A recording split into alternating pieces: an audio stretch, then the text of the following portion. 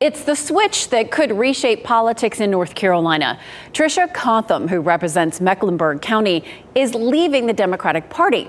State Republicans plan to discuss the move, which gives them a veto-proof majority over Governor Cooper tomorrow morning at 9 a.m. WRAL's Eric Miller has been following the story and joins us now with more. Eric, party switching does happen, right?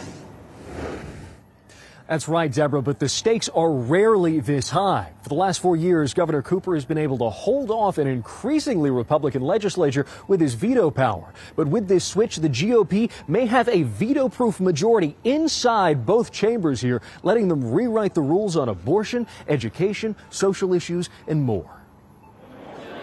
Tuesday afternoon, and Tricia Cotham is on the move. The Charlotte area representative running away from reporters' questions and the Democratic Party. Anything you'd like to say to voters? Press conference tomorrow. Her surprise switch came mid-session Tuesday. Photos capturing staffers cleaning out Cotham's desk on the Democratic side of the aisle and video showing Cotham herself seated firmly among the Republicans. Cotham was re-elected to the state house less than 5 months ago, winning by a wide margin in a heavily Democratic district. The daughter of Democratic Mecklenburg County Commissioner Pat Cotham, she's been outspoken on a wide range of Democratic priorities, including supporting LGBTQ and abortion rights.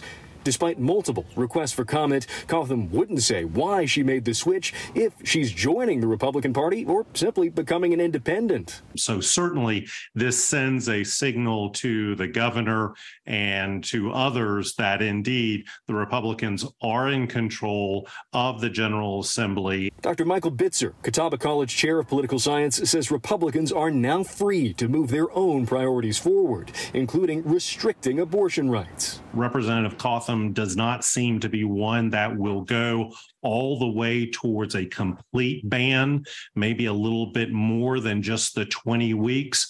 But I think that that is still an ongoing conversation within the Republican conference. Democrats wasted no time Tuesday blasting Cotham's move. North Carolina Democratic Party Chair Anderson Clayton calling it a deceit of the highest order, and the League of Conservation voters calling her turncoat Tricia.